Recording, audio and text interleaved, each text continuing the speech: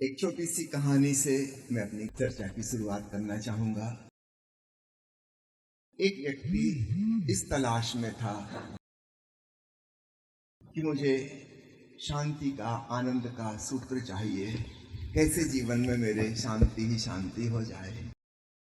उसने अनेक किताबों का अध्ययन किया, शास्त्रों का, ग्रंथों का, कई विद्वानों के पास गया, लेकिन कहीं से उसको शांति न मिली। कई मंदिर, मस्जिदों, चर्चों में भटका, लेकिन शांति ना मिली। फिर एक बूढ़े बुजुर्ग व्यक्ति ने कहा कि मैं अपनी जिंदगी के अनुभव से तुमको एक बात बताता हूँ।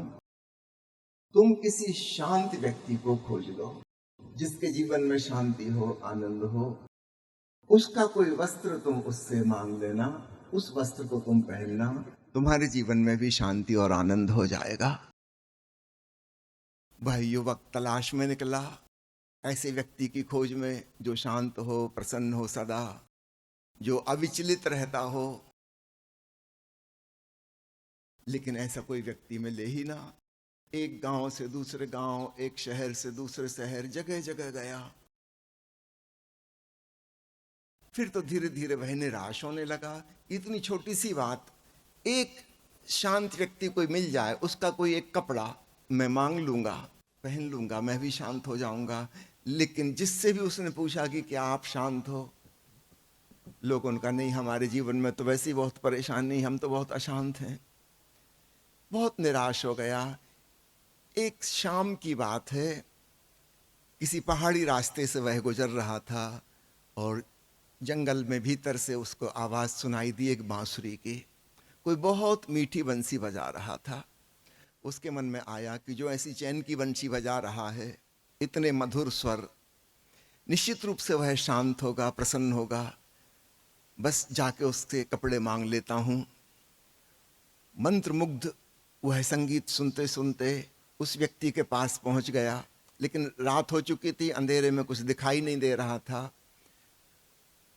बैठ के बांसुरी सुनने लगा। सोचा कि जब इनका गीत खत्म हो जाए तब मैं निवेदन करूं।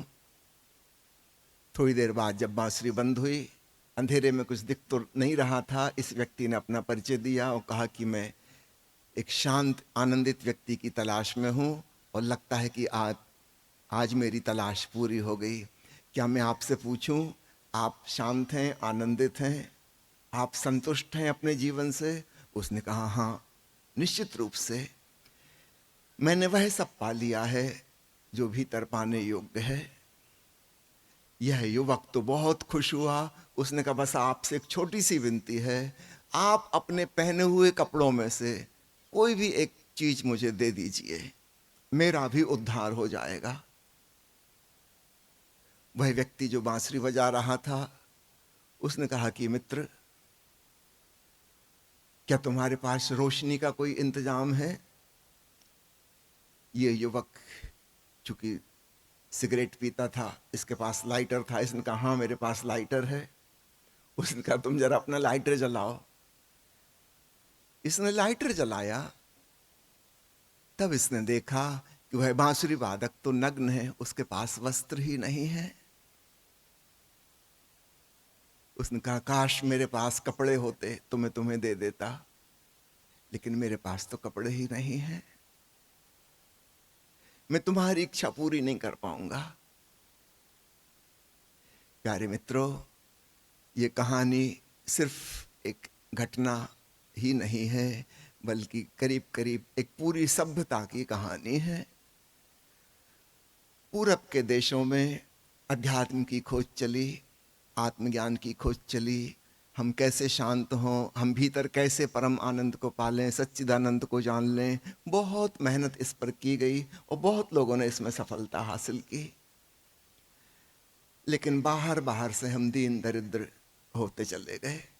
यह स्वाभाविक था। हमारे सारे प्रतिभाशाली लोग आत्मज्ञान की खोज में, प्रभु की खोज में लगे थे। बाहर से हम दीनहीन रह गए, क्योंकि बाहर कौन मेहनत करे। और इसका ठीक विपरीत पश्चिमी मुल्कों में हुआ। वहां किसी को भीतर का ख्याल नहीं था, आत्मा परमात्मा की चिंता नहीं थी।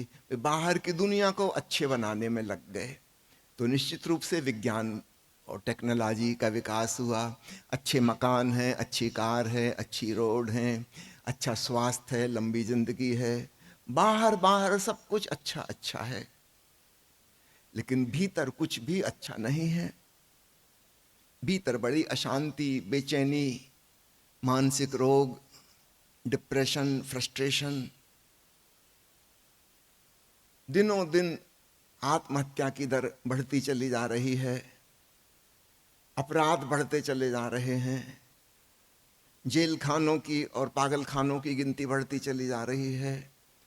आपको जानकर हैरानी होगी, अमेरिका जैसे विकसित देश में, जहां बाहर सब प्रकार की सुख सुविधाएं हैं, जिनकी कभी हमने स्वर्ग में कल्पना की थी, उससे भी बेहतर स्थिति बाहर की बन गई है। और मनोवैज्ञानिक कहते हैं कि करीब 25% लोग मानसिक रूप से रुग्ण हो गए हैं, और बाकी के भी बॉर्डर लाइन पे हैं। इतना डिप्रेशन कभी ना था। पिछली सदी में 2 भयंकर विश्व युद्ध हुए, याद रखिएगा, इन्हीं विकसित देशों की देन है। और अगर कभी तीसरा और आखिरी विश्व युद्ध हुआ, वो भी इन्हीं की कृपा से होगा, सर्वनाश हो जाएगा। उनका बाहरी विकास अंततः महाविनाश की ओर ले जा रहा है। तो अतीत में ऐसा हुआ, 2 वर्ग हो गए, एक आत्मवादी और दूसरे पदार्थवादी, एक मटेरियलिस्ट, दूसरे स्पिरिचुअलिस्ट, और दोनों ही आधे अधूरे थे। जिनके पास भीतर की संपदा मिल गई, जिन्हें परमात्मा मिल गया, वे बाहर से गरीब हो गए, अशिक्षित रह गए, विज्ञान विकसित ना हुआ सा, अच्छे मकान नहीं है, अच्छे कपड़े नहीं हैं, अच्छा स्वास्थ्य नहीं है, लंबी उम्र नहीं है, बाहर से दीनहीन।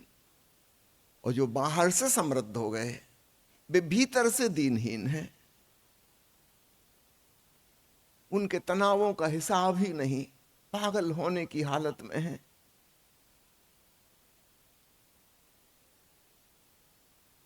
क्या ऐसा नहीं हो सकता कि हम बाहर से भी सुख सुविधा में रहें, संपन्न हो, शक्तिशाली हो, और भीतर भी हम शांत हों और आनंदित हों?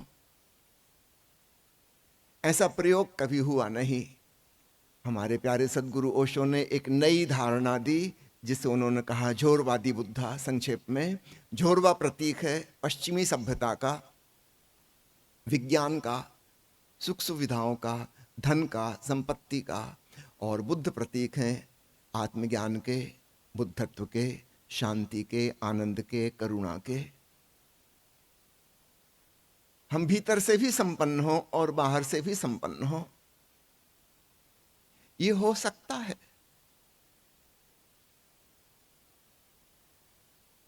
एक कहानी आपने बचपन में जरूर पढ़ी होगी, बच्चों की किताब में रहती है। एक बार जंगल में आग लग गई थी, और एक अंधा था जंगल में, और एक आदमी लंगड़ा भी था, उसके दोनों पैर नहीं थे।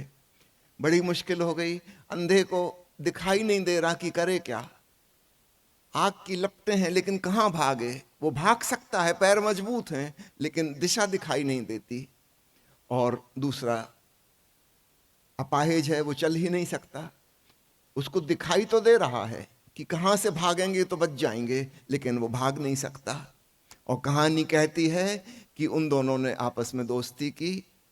अंधे आदमी ने लंगड़े आदमी को अपने कंधों पे बिठा लिया और कहा कि तुम बताते जाओ कहाँ जाना है, कहाँ मुड़ना है, और मैं चलता हूँ। और कहानी कहती है कि उनकी दोस्ती काम आ गई, वे दोनों जंगल की आग से बाहर निकल आए सुरक्षित। कुछ ऐसी ही कहानी आज पूरे विश्व में है। जो लोग शांत हैं, ध्यानपूर्ण हैं, प्रेमपूर्ण हैं, उनके पास आंख है, उनको दिशा का ज्ञान है, लेकिन उनके पास चलने की ताकत नहीं है। और जिनके पास दौड़ने की ताकत है, जो दिनों दिन अपनी स्पीड बढ़ाए जा रहे हैं, उनको ये नहीं पता कि जाना कहाँ है। क्या ऐसा नहीं हो सकता कि ध्यान का और विज्ञान का, मटेरियलिज्म और स्पिरिचुअलिज्म का समन्वय संग साथ हो सके? क्यों नहीं हो सकता? जब उस जंगल की आग से वो अंधे और लंगड़े निकल के आ गए, तो ऐसा हम भी कर सकते हैं। तो पूरब के लोगों को विज्ञान और तकनीक का जो विरोध मन में समाया है वह छोड़ना होगा, और पश्चिम के लोगों को अध्यात्म के विरोध में जो धारणाएं उनके मन में बस गई हैं उन्हें वो छोड़नी होंगी, और तब एक नया कॉम्बिनेशन बन सकेगा।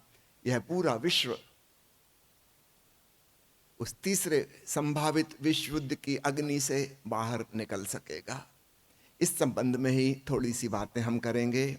मैं विशेष रूप से बातें करूंगा बाहर के जगत में क्या किया जा सकता है, और माँ प्रिया जी चर्चा करेंगी भीतर के जगत में हम कैसे ज़्यादा समृद्ध हो सकते हैं।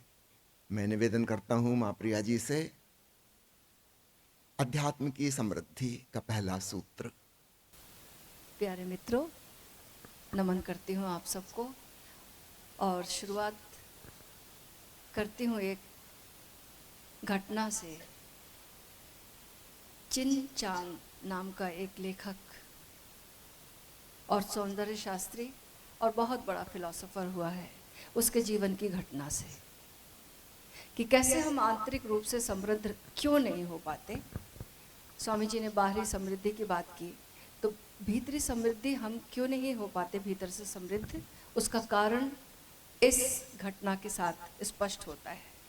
ये चिन चांग नाम का लेखक जो है, बहुत बड़ा सौंदर्य शास्त्री, बहुत विख्यात सौंदर्य शास्त्र पर एक किताब लिख रहा है नई। और जब वो ये किताब लिखने के लिए कहीं बाहर जाता है और एक होटल में ठहरता है, वो होटल बहुत सुंदर है, और वो लिखने में इतना व्यस्त हो जाता है कि रात के 3 बज जाते हैं। और रात के 3 बज जाते अब थक जाता है, तो सोचता है कि उठूं और कुछ बाहर देखूं। उसने कमरे के कर्टेन पर्दे को हटाया, और जैसे ही पर्दे हटाए उसने, तो देखा बाहर चांद निकला हुआ, और जो झील थी उस पर चांद का प्रतिबिंब बन रहा, और पूरी जो झील है वो सफेद रंग की चांदनी वाली हो गई, बिल्कुल चमचमाती सफेद झील हो गई। ठिठक गया देखकर। बड़े बड़े वृक्ष थे वहां पर देवदार के, और अचानक उसी समय एक जल पक्षी ने चीख मारी, चिल्लाया, रात की आवाज। और इस आवाज ने उसके भीतर एक ऐसा जादू कर दिया, एक सन्नाटा पैदा कर दिया। उस सन्नाटे में अवाक रह गया, और उस समय उस ठहराव में वो जो खुशबू थी पेड़ों की, फूलों की, वो खुशबू उसके नासापुटों में भर गई, और उसके मुंह से निकल गया, how mistaken I was, how mistaken I was. मैं कैसी भूल से भरा हुआ था, मैं कैसी भूल से भरा हुआ था। पर्दा उठाओ और देखो, सौंदर्य यही है। आई वॉज मिस्टेकन, मैं भूल से भरा था। हमारे जीवन में भी हम भूल से भरे हुए हैं, हमारे जीवन में भी पर्दे पड़े हुए हैं। इसलिए हम जो परमात्मा की समृद्धि है, ईश्वर का जो ऐश्वर्य है, उससे वंचित रह जाते हैं। तो ये समृद्धि कैसे आए, आंतरिक समृद्धि? तो हमें पर्दे हटाने पड़ेंगे अपने भीतर। पर्दे हटाने के लिए क्या करना होगा, ये पर्दा क्या है ये समझना होगा, तभी तो हटा पाएंगे। तो पर्दा है हमारी ऑक्यूपाइड होने का, व्यस्तता का पर्दा है। व्यस्तता क्या है, कहां पर है ये व्यस्तता? शरीर के तल पर एक व्यस्तता है। हम शरीर के तल पर ऑलवेज ऑक्यूपाइड हैं, हमेशा कुछ ना कुछ कर रहे हैं। और जब कुछ नहीं कर रहे तब भी हम कुछ कर रहे हैं, पैर हिल रहा, हाथ हिल रहा, कुछ ना कुछ हम कर रहे हैं, मोबाइल देख रहे हैं, अखबार पढ़ रहे हैं। We are always busy, always occupied. तो ये जो व्यस्तता का पर्दा है, अगर इसे हटाना है तो हमें ठहरना सीखना पड़ेगा, रुकना सीखना पड़ेगा, अव्यस्त होने की कला सीखनी पड़ेगी।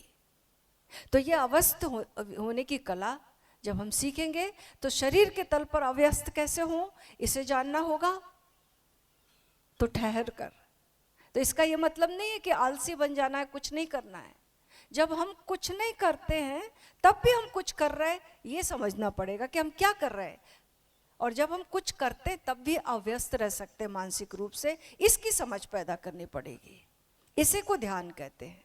और ध्यान जब तक हम समझे नहीं, तो फिर बिना समझ के जब हम ध्यान करते हैं तो हमारी स्थिति ऐसी होती कि एक ही जगह हम गोल गोल गोल गोल घूमते रहते, हमारी कोई यात्रा नहीं होती। तो ये व्यस्तता का पर्दा कैसे हटे? ये व्यस्तता का पर्दा हटता है शरीर के तल पर जो भी क्रिया हम कर रहे हैं, ये मतलब नहीं है हम कैसे कर रहे हैं, ये मतलब है। हम अगर झाड़ू लगा रहे हैं तो शरीर हमारा वहां, तो हम भी वहां हों। हम अगर ड्राइविंग कर रहे हैं तो ड्राइविंग कर रहे तो हमारा शरीर ड्राइव कर रहा, तो हम भी, हमारा मन, हमारी चेतना भी वहीं हो। अभी क्या होता, हम ड्राइविंग कर रहे हैं, ऑफिस पहुंच गए हैं, रास्ते में खाना खा रहे हैं टेबल पर, हम पहुंच गए हैं ऑफिस, बाजार पहुंच गए हैं। लेकिन क्या करना है, हम जहां पर हैं वहीं पर होने की कला, शरीर की क्रियाओं के प्रति जाग कर ये कला सीखते हैं। हम जो भी कर रहे हैं उसके प्रति एक जागरूकता, कैसे हमारी चेतना भी वहीं हो। हम चल रहे हैं तो साथ साथ हमारी चेतना फ्लो करे। हमारा हाथ हिला तो हमें पता होना चाहिए कि हमारा हाथ हिला, हमारा पैर चला तो हम जानते हुए कि एक एक पैर उठा रहे हैं। तो ये है अव्यस्त होने की कला। दूसरा, हम व्यस्त कहाँ पर है? दूसरी व्यस्तता हमारी है हमारे मन के तल पर। लगातार विचार चल रहे हैं, विचार जैसे मकड़ी जाला बुनती ना, ठीक ऐसे ऐसे चलते जाता विचार, एक से हजारों विचार, एक से दूसरा से मल्टीप्लाइड, कहाँ से कहाँ पहुंच जाता है मन पता ही नहीं चलता। तो ये विचारों का जो तांता है, इनके प्रति जागरूक कैसे होंगे? ये हमारे नहीं है। जब हमारे नहीं है तब ये लगाव कम हो जाता है इनसे। जब हमारे हैं तब इनसे आसक्त होते हैं ना।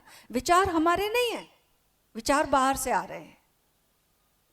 जैसे मेहमान आता है वैसे आ रहे हैं, जैसे हम कहीं जाते हैं और भीड़ चल रही है वैसे आ रहे हैं। तो बस इनके प्रति अनासक्त होकर देखना है कि विचार चल रहे हैं। जैसे हम इनसे डिटैच होते हैं, इनके प्रति लगाव कम होता है और हम साक्षी भाव से देखते हैं, तो ये विचारों का तांता कम होने लगता है। धीरे धीरे छोटे छोटे गैप्स आने लगते हैं विचारों पर। फिर इस गैप पर फोकस करना है, और इस गैप पर जब फोकस करते हैं तो ये गैप बढ़ने लगते हैं। धीरे धीरे ये पॉज, ये अंतराल, ये शून्यता बढ़ने लगती है। हमारे मौन के पल बढ़ने लगते हैं। ये हो गए मन के तल पर अव्यस्त। तीसरा, अपने हृदय के तल पर।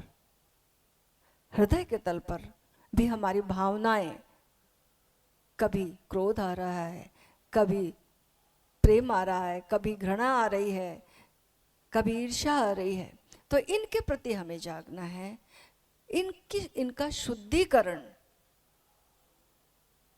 शून्यता में ले जाता है। कैसे हम अपनी घृणा के प्रति जागरूक हो? सद्भावनाओं का विकास करना होगा।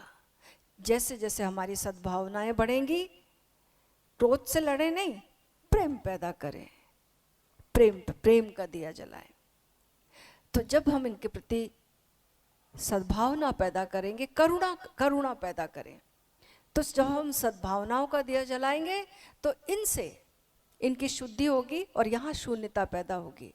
क्योंकि हम अगर किसी से नफरत करते हैं तो पूरे समय उसी पर हम सेंटर्ड रहते। याद रखना, प्रेम करने वाले को हम भूल सकते हैं, जिसको नफरत करते हैं उसको नहीं भूल पाते। ऑल द टाइम हम उसी से जुड़े रहते हैं। तो हमारी चेतना तो वहीं बह रही है। मुक्त होना है तो उसके प्रति सद्भावना पैदा करो, तो हम मुक्त हो सकते हैं। और जब हमारी चेतना मुक्त होगी तभी शून्यता आएगी, और इस शून्यता में ध्यान घटित होता है। ये शून्यता कहाँ पर है? अब वहाँ पहुँचना है। कहाँ तक जाना है? जाना है जिस्म की बात नहीं है, अपने रूह तक जाना है। लंबी दूरी तय करने में वक्त तो लगता है। लंबी दूरी तय करने में वक्त तो लगता है। प्यार का पहला खत लिखने में वक्त तो लगता है। ये देखो, प्यार का खत सबने लिखा होगा दूसरों को, लेकिन अब ये जो ध्यान है, ये स्वयं को प्रेम का खत लिखना है। स्वयं ही हम स्वयं को लिख रहे हैं। अपने ही भीतर जाना है, अपने ही दिल तक जाना है, अपने ही रूह तक जाना है। तो फिर जो अंतिम जो चरण है, जब हम भावनाओं का शुद्धिकरण कर लेते, इस शून्यता में पहुंच जाते, तो चौथे चरण में पहुंचते हैं अपने भीतर। वो जो शून्य आकाश है, इसके प्रति, इसमें जाकर ठहरना, इसमें रमना, इसमें ठहरना, इसका नाम ध्यान है। और जब हम यहाँ रमते हैं, यहाँ ठहरते हैं, तो हमारे भीतर एक आत्मविश्वास पैदा होता है, एक संकल्प पैदा होता है, एक हमारा आभा मंडल विकसित होता है। हमारी मौजूदगी में लोगों को छाया मिलती है, सुकून मिलता है।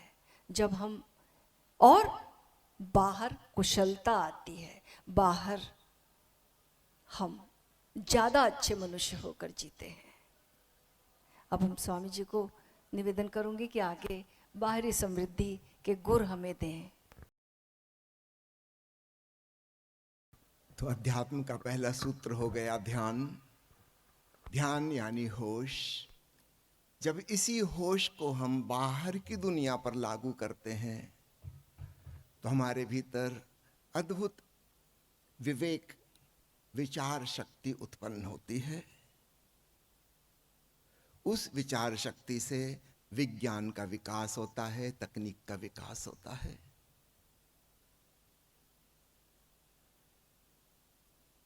कुछ हमारी धारणाएं ऐसी हैं जो गरीबी के समर्थन में हैं। यदि हम उनको पकड़कर बैठे रहेंगे, हम कभी भी समृद्ध नहीं हो सकते। मैं कुछ उदाहरण आपको समझाता हूं, आपको ख्याल में आएगा। हमारे मन में धारणा है कि जो त्यागी है, तपस्वी है, उपवास कर रहा है, वह आदरणीय है। एक सुखी समृद्ध व्यक्ति जो ठीक से भोजन कर रहा है, सुंदर वस्त्र पहने हैं, वह हमारे लिए आदरणीय नहीं है। आप देख रहे हैं, यदि हम भोगी को पापी मानते हैं, और बचपन से ऐसा हमारे आसपास माहौल रहा, ऐसा हमें सिखाया गया, हम हिप्नोटाइज्ड हो गए कि जो भोगी है वो पापी है, तो फिर इस दिशा में निश्चित रूप से हमारी यात्रा कैसे होगी?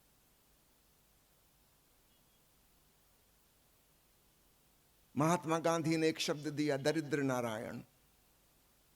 ऐसा शब्द कभी नहीं था। गरीबी को महिमा मंडित कर दिया, और हम सबके मन में गरीबी का सम्मान है। देश में गरीबी थी, कपड़ों की कमी थी, महात्मा गांधी ने कुर्ता पहनना छोड़ दिया, सिर्फ धोती ही पहनते हैं, आधे वस्त्र धारण करते हैं। हमारे लिए वो महात्मा है, आदरणीय है। ये गरीबी समर्थक धारणाएं हैं। बजाय इसके कि कपड़े की फैक्ट्री लगाई जाए, एक आदमी कपड़ा पहनना छोड़ देता है, इससे समाज का भला नहीं होता, किसी का भला नहीं होता। उनकी देख के और हजारों लोग भी वैसा ही करेंगे। कपड़ों की फैक्ट्री कौन लगाएगा? भोजन की कमी है, हम एक टाइम भोजन करने लगे, लोग सम्मान देने लगेंगे, लेकिन इससे दुनिया का भला नहीं होगा। दुनिया तो भूखी मरती रहेगी। तो हमारे मन में जो धारणा बैठी है आदर की, हम किस चीज को आदर देते हैं उस चीज का विकास होता है, और जिस चीज को हम आदर नहीं देते उसका विकास नहीं होगा। तो सबसे पहले अपने मन में यह धारणा, यह अंधविश्वास हटा दीजिए कि भोगी आदमी पापी आदमी है और त्यागी आदमी आदरणीय और पूजनीय है। इन्हीं त्यागियों की वजह से, भिक्षाटन करने वाले साधु महात्माओं की वजह से पूरब के देश सभी भिखमंगे हो गए, क्योंकि हमारे मन में आदर ही उनका है। दूसरा अंधविश्वास, हम सोचते हैं कि भाग्य और किस्मत में जो लिखा है वो होगा, फिर तो हमारी बीमारी कभी दूर ना होगी, हमारी गरीबी कभी दूर ना होगी, क्योंकि किस्मत में वही लिखा है। हम ऐसा मानते हैं। जो अमीर हैं हम सोचते हैं कि उनकी किस्मत में लिखा है, इसलिए अमीर हैं। हम गरीब हैं क्योंकि हमारे भाग्य में लिखा है। हम क्या कर सकते हैं? इससे हमारे आलस्य को तो सहारा मिलता है, लेकिन समाज कभी भी संपन्न नहीं हो पाता। यह धारणा बिल्कुल गलत धारणा है, 100%। और हमारे ज्योतिषीगण इसका समर्थन करते हैं। वो बताते हैं आपकी जन्म कुंडली देखकर, आप जिस तारीख में और ग्रह नक्षत्र की दशा में पैदा हुए थे उसमें तो ऐसे ही होना लिखा था। इसका मतलब आपके हाथ में कुछ है ही नहीं, जन्म तो हो चुका, अब तो बस भुगतना है। ज्योतिषी बता रहे हैं ग्रह नक्षत्रों की बात, हस्तरेखाओं की बात, आपके माथे पे क्या लिखा है वो पढ़ के बता रहे हैं। वे कह रहे हैं कि भगवान की मर्जी के बिना पत्ता नहीं हिलता, तो फिर हमारे कष्ट कैसे दूर होंगे? अब भगवान ही चाहता है हम कष्ट में रहें, अब भगवान से कौन जीत सकता है? क्षमा करिएगा, मैं आपके अंधविश्वासों पर चोट कर रहा हूं, क्योंकि उसको चोट करे बिना आप हिलेंगे नहीं, आप सचेत नहीं होंगे, आप उन्हीं अंधविश्वासों में जीते रहेंगे और फिर जिंदगी को बदलेगा कौन? और ये कैसा भगवान है जिसकी मर्जी से हम दीनहीन हैं? 2000 साल करीब हमारा देश गुलाम रहा। ये कैसा ईश्वर है? हमें सिखाया गया है कि लक्ष्मी की पूजा करोगे तो लक्ष्मी तुम्हारे घर में आएंगी। हजारों साल से लक्ष्मी की पूजा हो रही है, अभी तक क्यों नहीं आई? और जिन देशों ने लक्ष्मी का नाम ही नहीं सुना, पूजा करने की तो बात छोड़ो, वो इतने संपन्न कैसे हो गए? वहां लक्ष्मी की वर्षा हो गई। हम अपने अंधविश्वासों से कब जागेंगे? आंखें खोलने का समय आ गया। हमारे यहां धारणा है कि श्रम से, मेहनत से पैसा आता है। शुद्ध बकवास। बुद्धि से, विचार से, समझ से, टेक्निक से, साइंस से संपत्ति उत्पन्न होती है, मेहनत से नहीं। मजदूर बहुत मेहनत करता है, किसान बहुत मेहनत करता है। कितने किसान अमीर हो गए, कितने मजदूर अमीर हो गए? कितनी झूठी झूठी बातें हमको सिखाई गई हैं।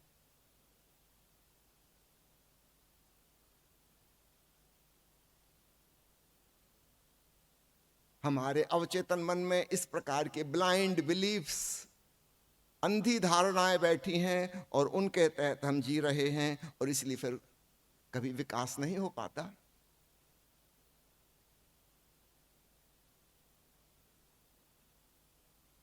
वास्तु दोष वाले हैं, वो आके बता देंगे कि शास्त्र में लिखा है कि आपके मकान का दरवाजा इस दिशा में नहीं उस दिशा में होना चाहिए, इसी की वजह से आपके परिवार पर सारे संकट आ रहे हैं। मेरी दृष्टि में ऐसे लोग जो हमारे अंधविश्वासों का पालन पोषण करते हैं, ये क्रिमिनल हैं, अपराधी हैं। ये हमें झूठी बातों में उलझा लेते हैं।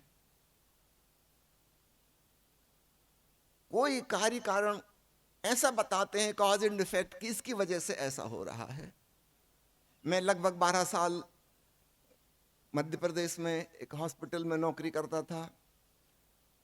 वहां पर बिहार के लोग और छत्तीसगढ़ के लोग और बंगाल के लोग बहुत ज्यादा थे।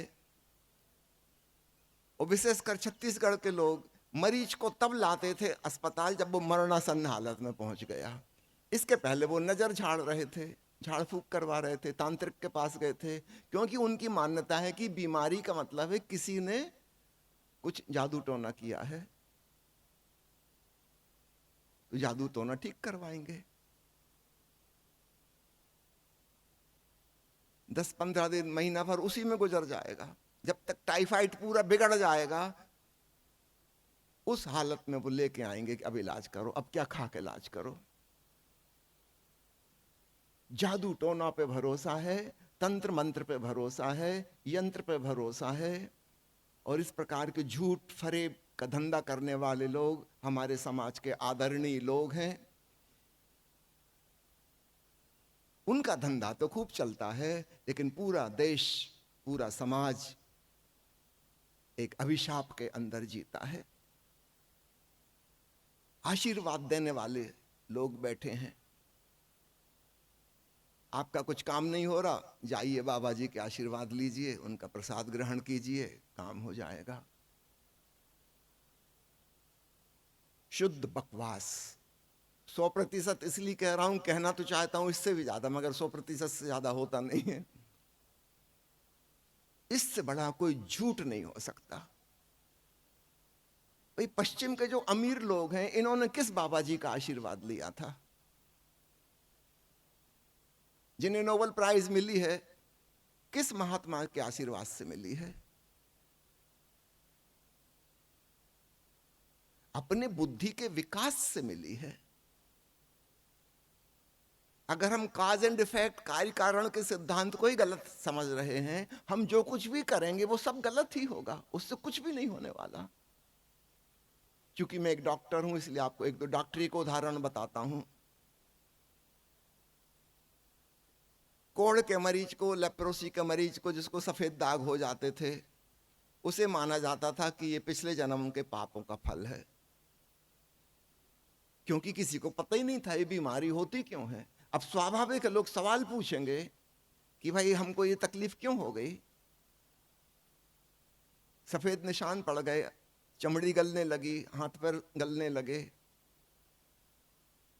और विद्वान आदमी की मुसीबत है, वो चुप नहीं रह सकता, वो ये नहीं कह सकता कि आई डोंट नो, ये उसकी हिम्मत नहीं है, वो कुछ ना कुछ बताएगा।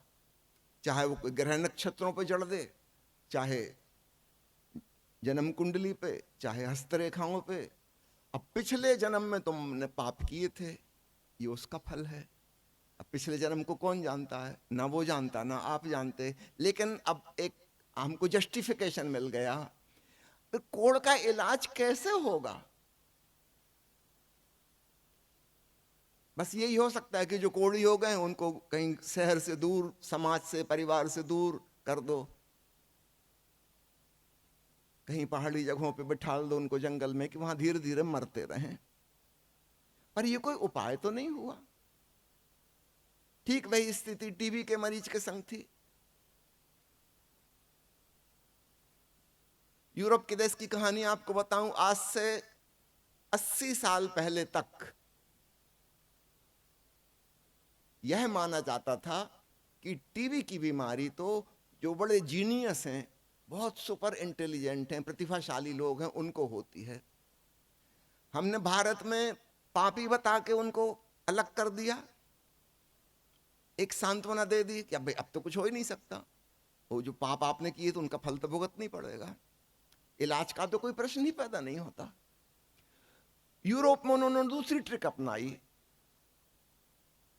टीबी के मरीज को सम्मानित कर दिया कि आप बहुत बुद्धिमान हो, आप बहुत टैलेंटेड हो, इसलिए ये बीमारी हुई है।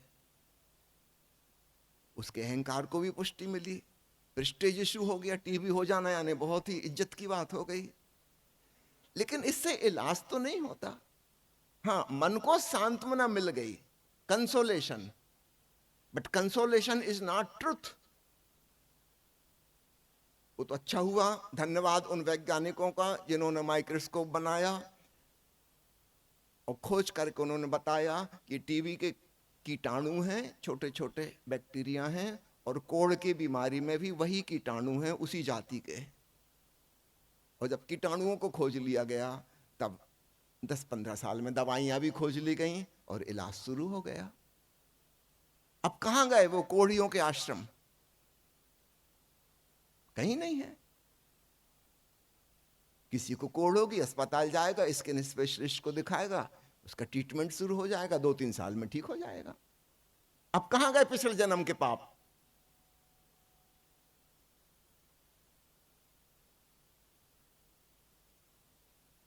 फिर कर्मों का सिद्धांत कि हमारे जीवन में जो भी कष्ट आ रहे हैं, तकलीफ हो रही हैं, वो पिछले जन्मों के कर्मों का फल है।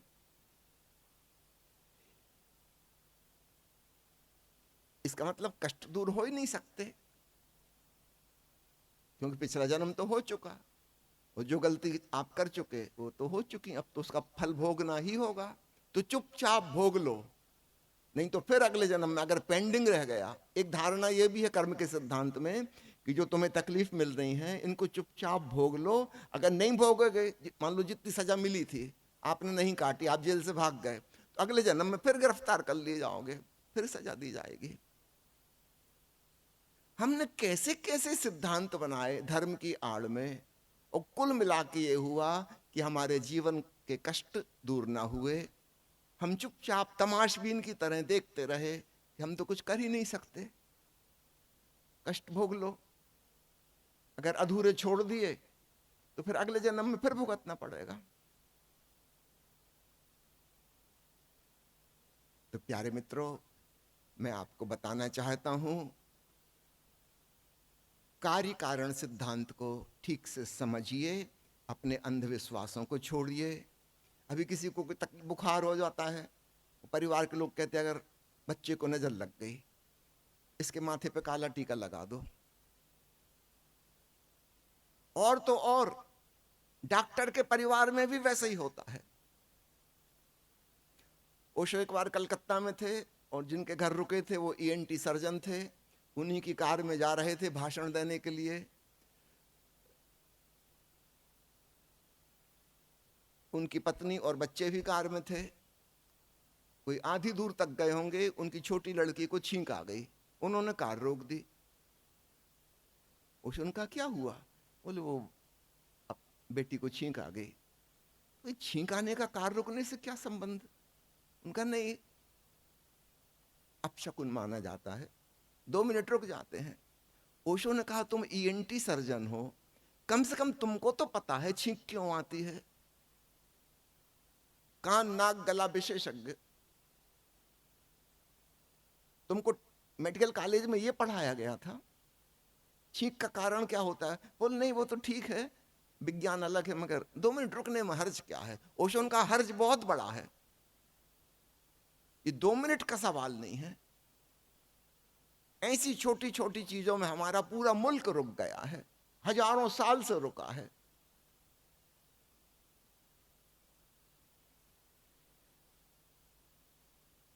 हमें अपनी जिंदगी पर पुनर्विचार करना होगा, और जो गरीबी की समर्थक धारणाएं हैं, दीनता दरिद्रता बीमारी की समर्थक धारणाएं हैं, उनको एक बार की होली में जला देना होगा और नए सिरे से सोच शुरू करनी होगी। और उन लोगों को देखना होगा जिन्होंने उन्नति की, उन्होंने कैसे की है।